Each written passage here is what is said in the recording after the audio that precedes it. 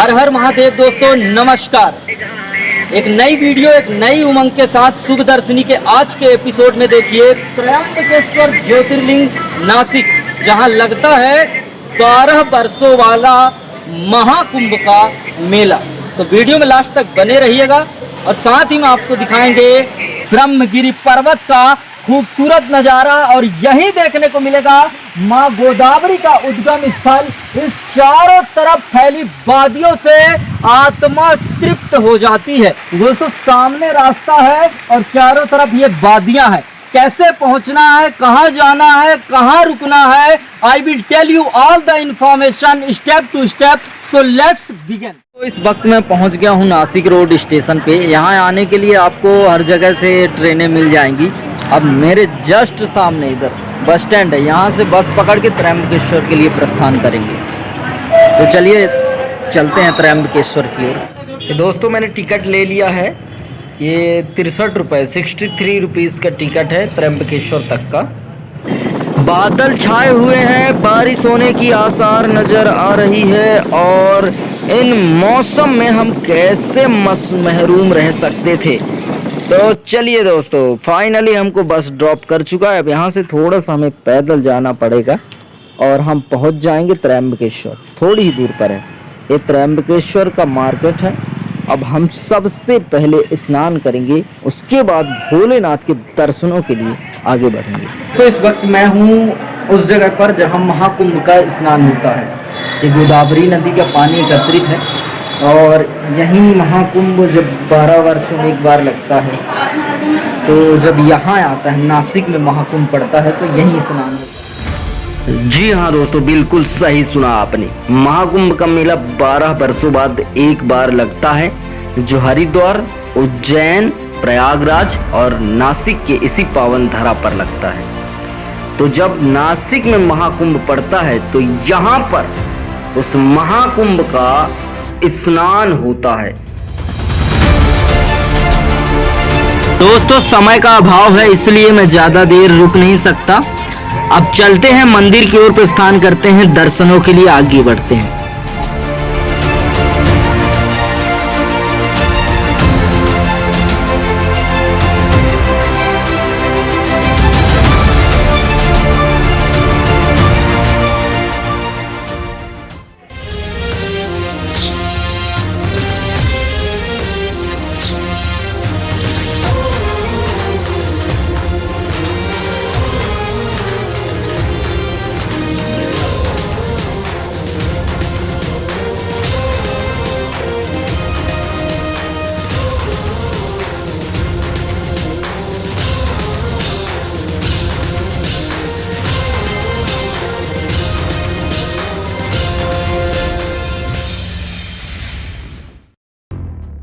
अभी भीड़ भाड़ ज़्यादा नहीं है क्योंकि अभी सावन का महीना ख़त्म हुआ है, किंतु पीक सीजन में तो बहुत ज़्यादा भीड़ रहती है। इस ज्योतिर्लिंग की सबसे बड़ी विशेषता यह है कि यहाँ पर आपको ब्रह्मा, विष्णु, महेश तीनों यहाँ विराजमान नजर आएंगे, जबकि अन्य ज्योतिर्लिंगों में केवल महादेव की मूर्ति आपको नजर आएगी।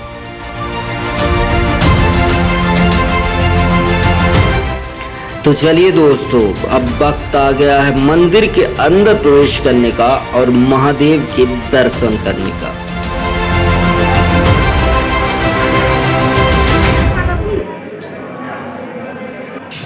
लीजिए दोस्तों, आपके सामने स्वयं भगवान त्रयंबकेश्वर जी विराजमान हैं, तो दर्शन कीजिए। यहाँ पूजाएं, आरतियां चल रही हैं। तो त्रयंबकेश्वर महादेव के दर्शन तो हो गए हैं। अब हम ब्रह्मगिरी की ओर प्रस्थान कर रहे हैं। रास्ता नज़दीक है लेकिन मंजिल दूर है। यहाँ से हम सीढ़ियों को चढ़ना प्रारंभ करेंगे। रास्ता कठिन है लेकिन जाएंगे ज़रूर। इतनी दूर से आए हैं तो ब्रह्मगिरी के दर्शन करके जाएंगे। तो टिकट काउंटर पर एक टिकट कटाना पड़ता है। ये हम 2 लोग हैं तो 60 रुपीज़ लगे हैं इस टिकट के, मतलब 30 रुपीज़ पर पर्सन इस ब्रह्मगिरी के दर्शन करने के लिए लगते हैं। और यहाँ पर रिस्ट्रिक्शन दिए गए हैं कि यहाँ चीते वगैरह मिलते हैं तो उनसे सावधान रहें। और उनको यदि हानि पहुंचाते हैं तो उसका जुर्माना लगेगा या फिर आपको जेल भी हो सकता है। तो इन सब चीज़ों से सावधान रहें, यहाँ के जानवरों को क्षति ना पहुंचाएं और प्रकृति की सुंदरता को बनाए रखें। कैसा लग रहा है आप लोगों को चढ़ते हुए? अच्छा लग रहा है? देखिए ये लोग हमसे मजबूत हैं, हम लोग नौजवान लड़के यहाँ थक गए हैं आके 100 सीढ़ी, और ये अभी खड़ी भी नहीं हो रही। दोस्तों नजर डालिए इस ऊंचाई पर, हमें इसके भी बहुत ऊपर तक जाना है और यहाँ से आपको त्र्यंबकेश्वर की सारी दृश्य देखने को मिलेगा।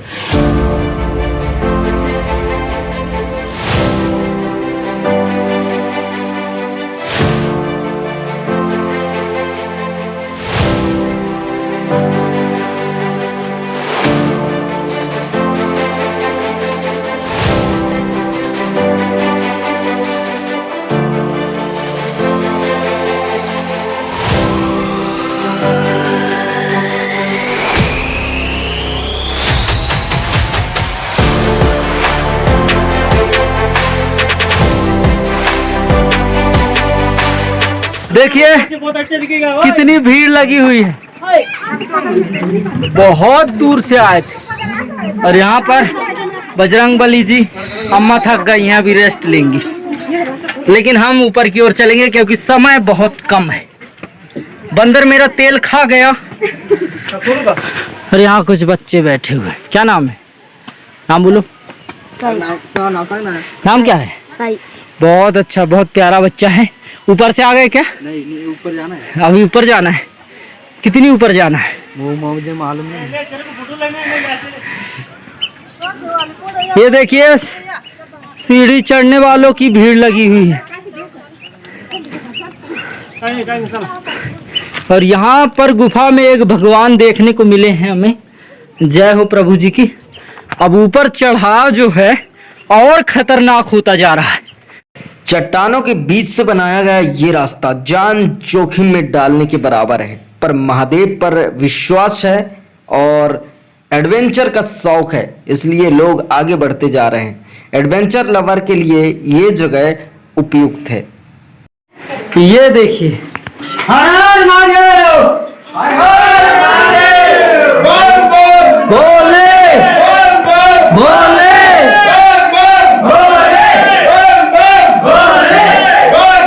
बोले, हरे हरे शंभो शंभो, शिव महादेव शंभो।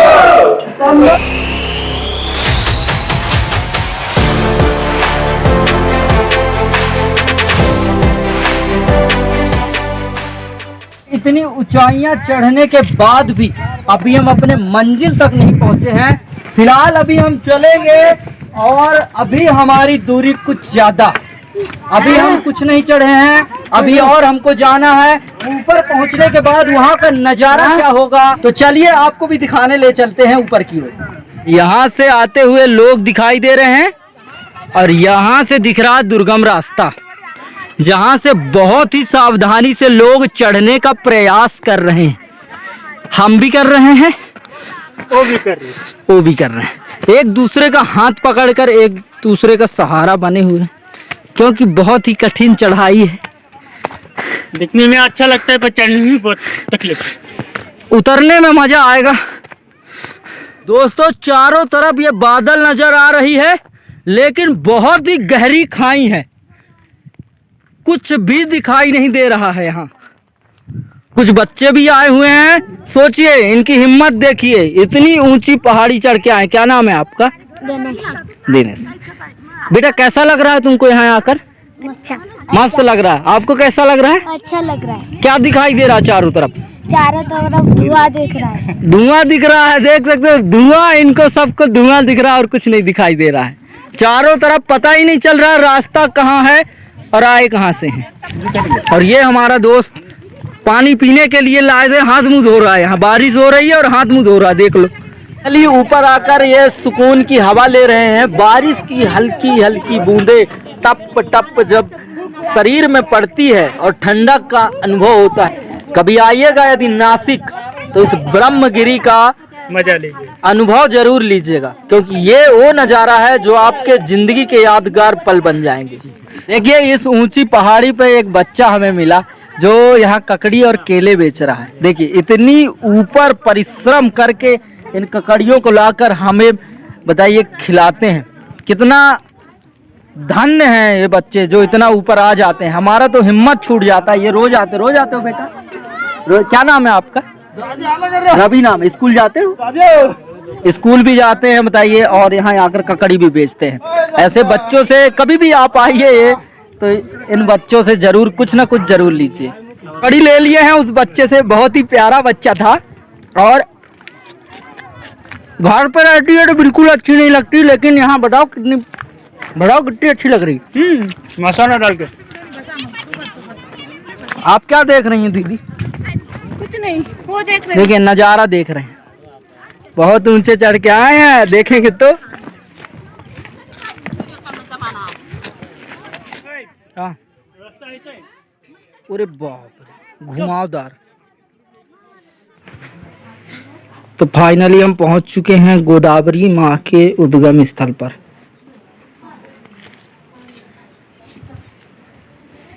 यह माँ गोदावरी का उद्गम स्थल। कुछ और नज़ारे यहाँ पर मन्नत मांग के कुछ धागे बांधे जाते हैं।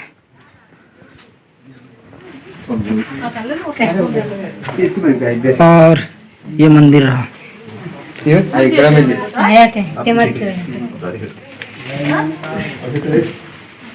दर्शन कीजिए आप। जैसा कि देख पा रहे हैं यहाँ से गोदावरी नदी निकल के यहाँ रिसती हुई नीचे जा रही है। इस जगह के बारे में इसका इतिहास बहुत ही दिलचस्प है। गौतम ऋषि अपनी गौ हत्या से मुक्त होने के लिए कठोर तपस्या करके प्रभु महादेव को मनाकर इस गोदावरी नदी को यहाँ लाए थे, और तब से इस जगह को पावन धन्य कर रही है ये गोदावरी नदी।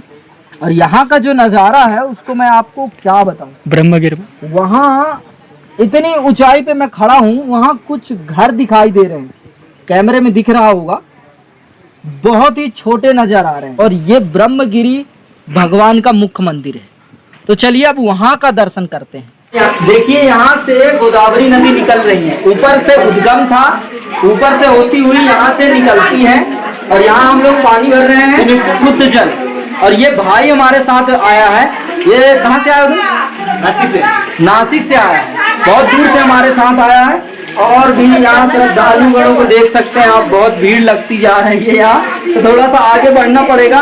और इनको बता दें हम बहुत ही अच्छे मिजाज के हैं। हमें मिले तो ऐसा लगा ही नहीं हमको कि इनसे हम परिचित नहीं थे, हमें लगा बरसों से हम इन्हें जानते हैं।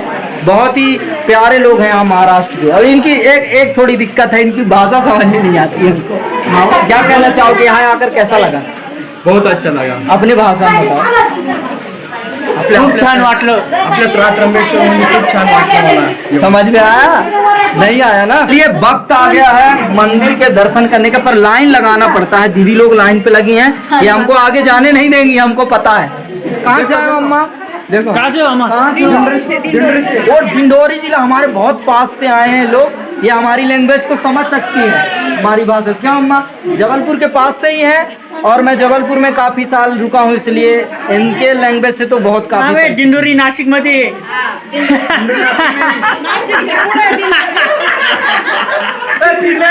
मजा तो नंदी बाबा का है। यहाँ देखो, यहाँ बेलपत्री में फूल में चढ़ के सो रहे हैं। और बाबा जी कैसे हो? बोलो कुछ।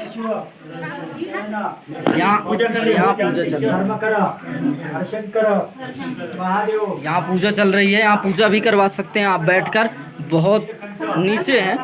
अब फिलहाल चलते हैं, बहुत समय हो चुका है और भी भक्तजन इंतजार कर रहे हैं दर्शन के लिए। ब्रह्मगिरी के मुख्य दर्शन हो चुके हैं। दादाजी आप दर्शन करने जा रहे हो? जा क्या गए? चलिए। अब इन पत्थरों को ध्यान से देखिए। इन पत्थरों ने हमें कुछ समय के लिए हैरत में डाल दिया था, क्योंकि इस प्रकार टंगे हुए हैं तो खुद से तो बिल्कुल नहीं हो सकते। और इस प्रकार एक नहीं हजारों पत्थर ऐसे एक दूसरे के ऊपर टंगे हुए हैं। फिर बाद में पता चला ये मन्नतें मांगी जाती हैं एक दूसरे के ऊपर रख कर पत्थरों को। तो ये था। एक नजर डालिए इन खूबसूरती पर, देखिए इन खूबसूरतियों को। ये प्रकृति के अद्भुत नज़ारे हैं, ये कभी कभी देखने को मिलते हैं। ये चट्टाने और ये गहरी खाई और इन खाई से उठता हुआ धुआं, बेहद खूबसूरत नज़ारा। और ये सब जो धुएं हैं ऊपर जाकर एकत्रित हो रहे हैं, और ऊपर हम जाते हैं तो यहाँ नीचे की ओर हमें बिल्कुल भी दिखाई नहीं देता, लेकिन यहाँ से चट्टान नजर आ रही है। यहाँ अंदर जाना बिल्कुल मुनासिब नहीं होगा, इसलिए बैरिकेटेड एरिया से अंदर ही रहें। और मैं भी बैरिकेटेड एरिया से अंदर ही रहने का प्रयास कर रहा हूँ। लेकिन इस खूबसूरती की कुछ बात ही अलग है। सामने एक और पर्वत है, लेकिन नजर नहीं आएगा क्योंकि फॉग है। तो चलिए अब उस मंदिर पे जहाँ लोग जा रहे हैं हम भी चलते हैं और वहाँ का नज़ारा देखते हैं क्या है।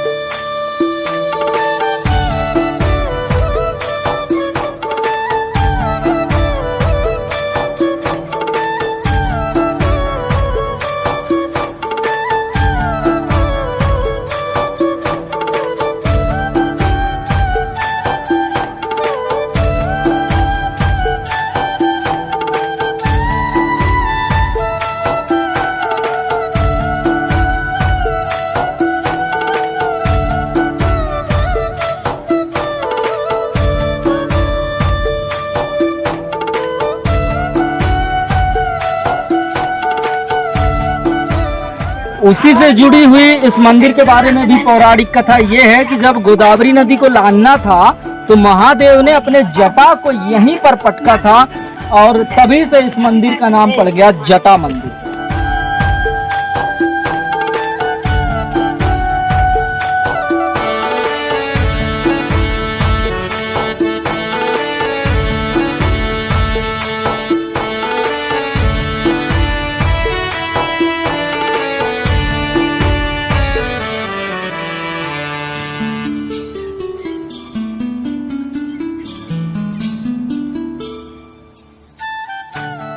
वीडियो देखने के लिए आप सभी का बहुत बहुत धन्यवाद।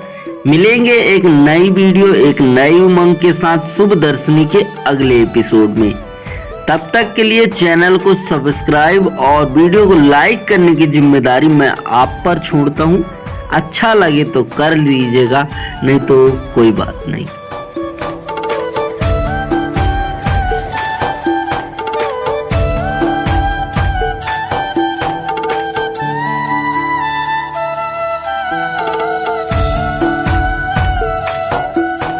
और हाँ दोस्तों, एक चीज़ बताना भूल गया मैं आपको। त्र्यंबकेश्वर में आप स्टे करना चाहते हैं तो बहुत सारे होटल और आश्रम मिल जाते हैं आपके बजट के अनुसार। और यदि आप नासिक में स्टे करना चाहते हैं तो स्टेशन के पास में ही कई सारे रेस्टोरेंट और होटल आपको देखने को मिल जाएंगे।